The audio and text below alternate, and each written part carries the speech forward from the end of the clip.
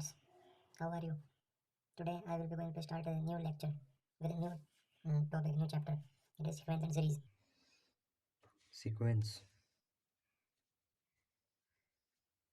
Sequence क्या होता है?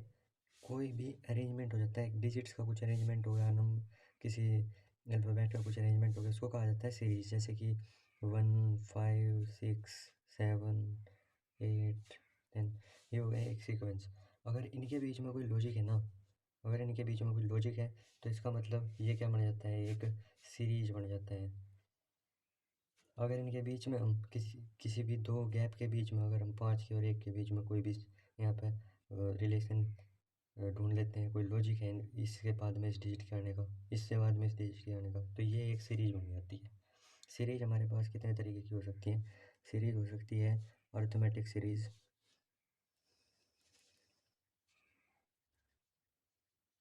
अर्थमेटिक सीरीज हो सकती है जिसको हम एपी बोलते हैं। दूसरी हमारे पास ज्योमेट्रिक सीरीज होती है जिसको हम जीपी बोलते हैं। एक होती है हमारे पास में हार्मोनिक सीरीज जिसको हम एचपी बोलते हैं। और एक और आ सकती है हमारे पास में अर्थमेटिक और ज्योमेट्रिक सीरीज। सीरीज बहुत तरीके की होती है। हमारे सिलेबस में क्या है, हमें क्या पढ़ना है, एपी सीरीज, जीपी सीरीज, कुछ पोर्शन ऑफ एचपी सीरीज। फिर हम देखेंगे कि सम वगैरह निकालना, अर्थमेटिक और ज्योमेट्रिक दोनों को मिला के, अर्थमेटिक को और ज्योमेट्रिक को मिला के एक सीरीज बना दी जाती है जिसको अर्थमेटिक और ज्योमेट्रिक सीरीज बोला जाता है।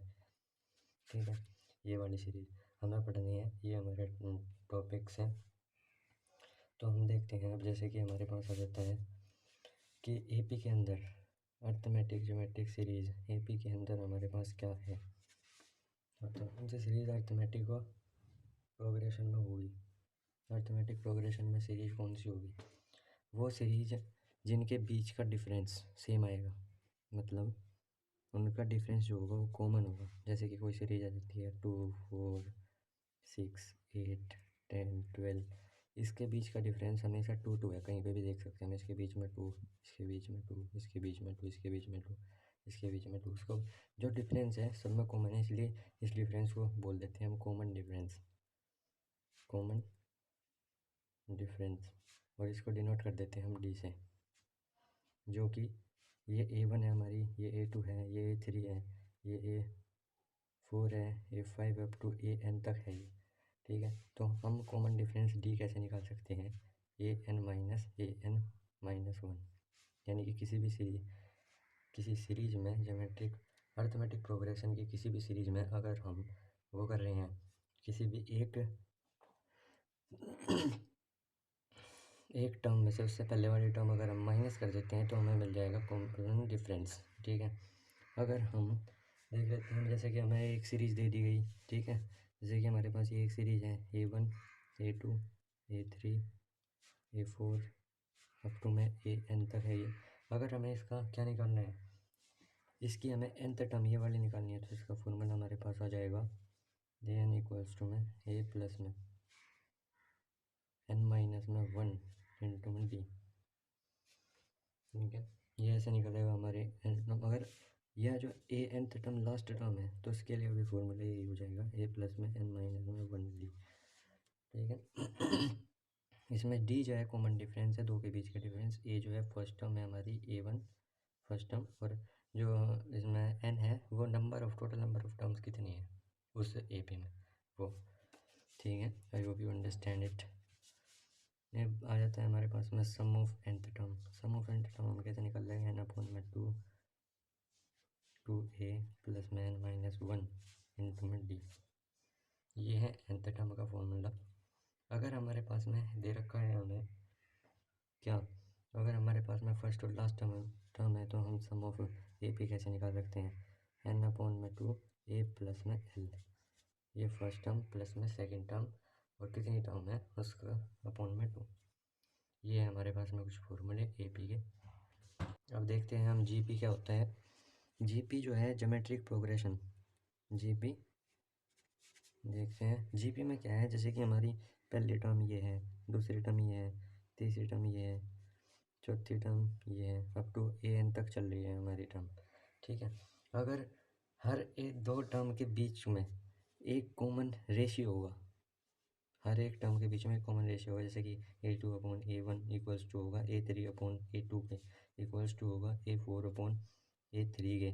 ऐसे करते करते करते करते जब हम लास्ट तक पहुंच जाएंगे ना, an से भी जो पहले वाली टर्म है उससे अगर हम इसको डिवाइड करेंगे ना an-1 से, तो वो भी एक कॉमन रेशियो देगा। इसको बोला जाता है कॉमन रेशियो, इसको बोला जाता है कॉमन रेशियो। उसमें क्या था, कॉमन डिफरेंस था, क्योंकि उसमें हम क्या कर रहे थे, एक नंबर से ऐड करते करते करते करते जा रहे थे, तो उसमें कॉमन डिफरेंस था।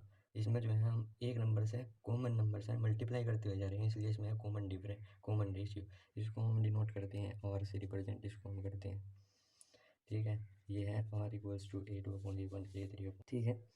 अगर हमें इसमें निकालना है nth टर्म निकालनी है, तो क्या करेंगे, फर्स्ट टर्म इंटू, देखो मल्टीप्लाई हो रही है इसमें Rn-1 की, ठीक है। अगर हमें लास्ट टर्म निकालनी है, अगर लास्ट टर्म वो nth टर्म ही लास्ट टर्म है, तो सेम आ जाएगा ये Rn-1। अगर हमें इसका सम निकालना है, सम ऑफ nth टर्म, तो इसके लिए हमारे पास है a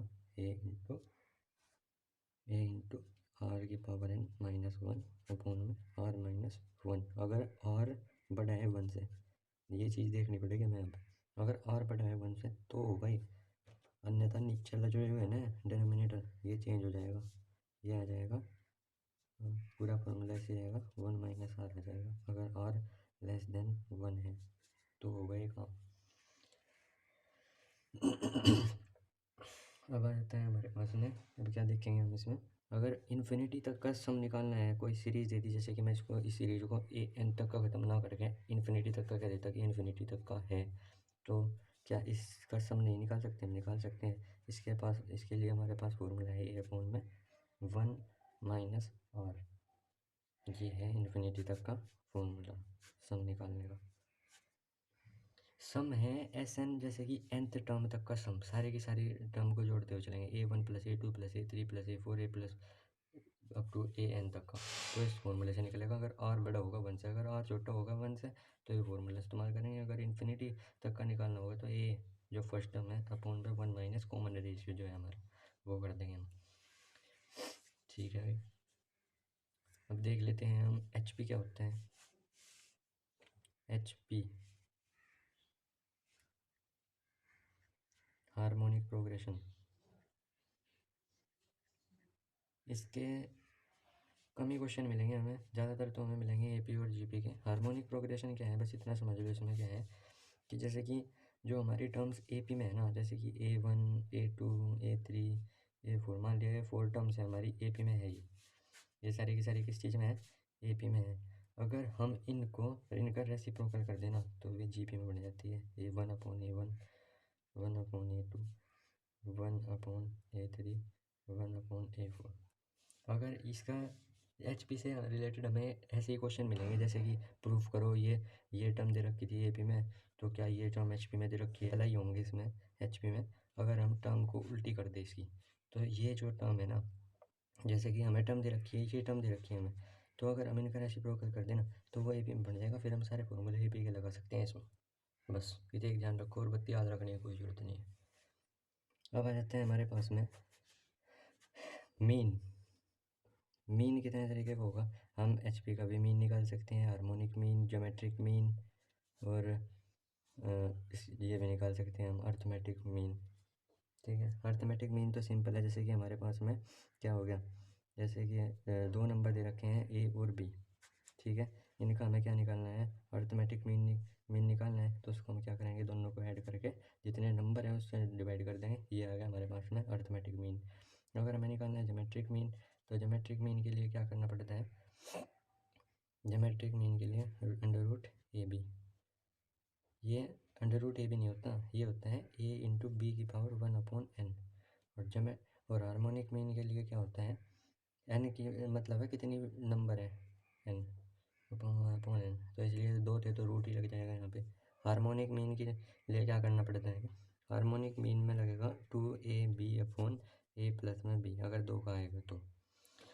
अब देख लेते हैं हम, जैसे कि इनके बीच में कुछ रिलेशन भी होते हैं AP GP और HP के बीच में, जैसे कि देखो हमेशा जो AM जो निकल कर आया ना, हमेशा वो ग्रेटर होगा GM से और ग्रेटर होगा एच एम से, और इक्वल भी हो सकता है, या तो इक्वल होगा नहीं तो ये ग्रेटर होगा। और एक जो बेहतरीन रिलेशन है ना इसमें कि अगर हम इसका स्क्वायर कर देते हैं, जी एम का स्क्वायर ज्योमेट्रिक मीन का स्क्वायर कर देते हैं, तो A M into H M के प्रोडक्ट के इक्वल आ जाता है। ये है इसका मोस्ट यूज्ड रिलेशन। जैसे कि वो पूछ लेगा ए एम देगा और एच एम देगा, और पूछ लेगा जी एम और ए एम देगा एच एम, ऐसे निकालने के लिए ये यूज़ आ जाते हैं इनका, यूज़ होता है इनका। अब देख लेते हैं हम, जैसे कि अर्थमेटिक और ज्योमेट्रिक सीरीज है। अर्थमेटिक और ज्योमेट्रिक सीरीज कैसी सीरीज होती है जिसमें अर्थमेटिक और ज्योमेट्रिक का यूज़ कर रखा हो। जैसे कि हमारे पास अब एक हम अर्थमेटिक सीरीज लेंगे, एक ज्योमेट्रिक सीरीज लेंगे। एक अर्थमेटिक सीरीज हम ले लेते हैं, जैसे कि ए पी ले लेते हैं हम एक, जैसे कि हम ले लिया सिंपल ले लिया 1 2 3 4 5, ठीक है। और एक ले लिया हमने ज्योमेट्रिक प्रोग्रेशन यानी कि बढ़ता क्रम। अर्थमेटिक प्रोग्रेशन इंक्रीजिंग ऑर्डर में भी हो सकता है और डिक्रीजिंग ऑर्डर में भी हो सकता है, जैसे कि 5 4 इसमें कॉमन डिफरेंस आ जाएगा -1 का, ये भी इसमें आ रहा है 1 का। तो देख लेते हैं हम जी पी, जैसे कि 2 4 6 8 10, 5 टर्म ये ले लिया हमने, 5 टर्म भी ले ली। अब देखते हैं अर्थमेटिक और ज्योमेट्रिक प्रोग्रेशन कैसी आएगी। वो आएगी दोनों को मिक्स करके। जैसे कि अब हम देख लेते हैं यहाँ पे 2 इंटू 1 कोमा 4 इंटू 2, ठीक है, और 6 into 3 comma 8 into 4 comma 10 into 5। तो अब ये जो है अगर मैं इनकी गुणा करके अब ऐसे लिख रखे मैंने ब्रैकेट में, तो तुम पहचान रहे होगे कि देखो ये है और इसकी मल्टीप्लाई ए पी की मल्टीप्लाई जी पी में कर दी। अगर मैं इनको अलग अलग अगर मैं इनकी मल्टीप्लाई करके लिख दूँ तो तुम पहचान दे पाओगे, जैसे कि 2 कोमा 8 3 18 कोमा 8 चौक 32 कोमा 50। अब बताओ इनके बीच में क्या रिलेशन है, पर ये फिर भी एक सीरीज है क्योंकि इनके बीच में एक लॉजिक लग रहा है, दो सीरीज ये ऐड हो रही है, अर्थमेटिक और ज्योमेट्रिक प्रोग्रेशन, ठीक है। अब इसके अंदर क्या कर सकते हैं हम, इसके अंदर भी हमें इसको ढूंढ निकालना होगा, जैसे कि 2 से आगे ये कितना होती है इसमें हमें निकालना होगा। जैसे कि हमारे पास में अर्थमेटिक सीरीज कौन सी है, ज्योमेट्रिक सीरीज कौन सी है, इसमें आते हैं सम से रिलेटेड आते हैं, जैसे कि सम ऑफ द अर्थमेटिक जो गिवन सीरीज। तो अगर वो अर्थमेटिक ज्योमेट्रिक सीरीज है तो उसमें हम क्या करेंगे, कुछ नहीं करना है सम निकालने के लिए। जैसे कि a/1 माइनस आर ये फॉर्मूला है, अगर nth टर्म है, अगर इन्फिनिटी है तो उसके लिए तो सिंपल फार्मूला बन जाएगा dr इंटू 1 माइनस आर की power n-1 upon 1 minus R का होल स्क्वायर। प्लस में करेंगे हम ए पी वाले भी तो ऐड करने इसमें, प्लस में n-1 डी, इसके सारे के मल्टीप्लाई में आ जाएगा आर की पावर n अपॉन में 1 माइनस आर। ये तो आ गया भाई, एक फार्मूला है ये फार्मूला इस्तेमाल होगा अर्थमेटिक और ज्योमेट्रिक सीरीज का सम निकालने के लिए। अगर इन्फिनिटी टर्म्स हैं, अप टू इन्फिनिटी चल रखी है, तो उसका सम कैसे निकलेगा, उसका निकालने के लिए a/1 माइनस आर, ये तो सिम ये वाली टर्म तो यही रही सेम, अगली प्लस कर देंगे dr/1 माइनस आर स्क्वायर, और ये वाले इतना फॉर्मूला रह जाएगा इन्फिनिटी के लिए।